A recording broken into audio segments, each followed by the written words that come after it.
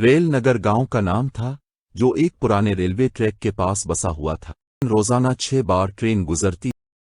गांव के लोग ट्रेन की आवाज से जागते। वही आवाज उनका रात का लोरी बन जाती। लेकिन इन सब के दरमियान एक खौफनाक राज छुपा था। वो थी ट्रेन के पास रहने वाली चुड़ैल।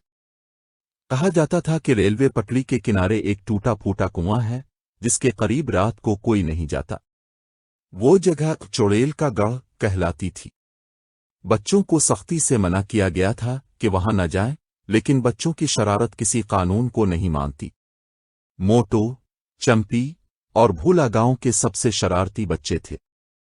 उन्होंने एक दिन फैसला किया कि वो चुड़ैल को देखेंगे, बल्कि अगर मौका मिला तो वीडियो बनाकर यूट्यूब पर अपलोड भी करेंगे। उन्होंने रात को लालटेन कैमरा लिया और निकल पड़े। गांव अंधेरे में डूबा हुआ था, सिर्फ ट्रेन की दूर से आती सीटी सुनाई देती।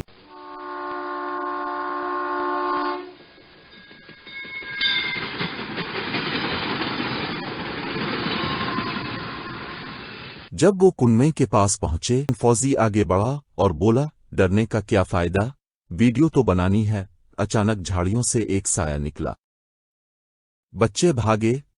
अगली सुबह पूरा गांव परेशान हो गया।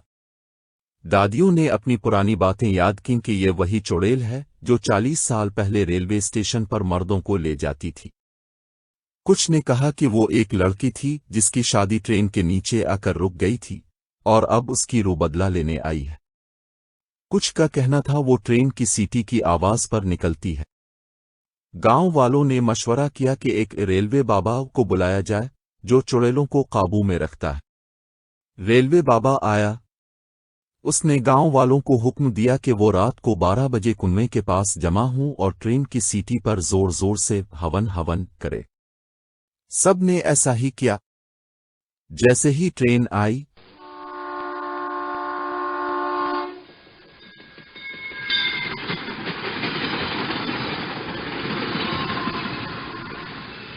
सब ने चीखना शुरू कर दिया। चुड़ैल फिर निकली, लेकिन इस बार उसने रोना शुरू कर दिया। वो बोली, मुझे बुरा ना समझो, मैं सिर्फ अपनी कहानी सुनाना चाहती थी।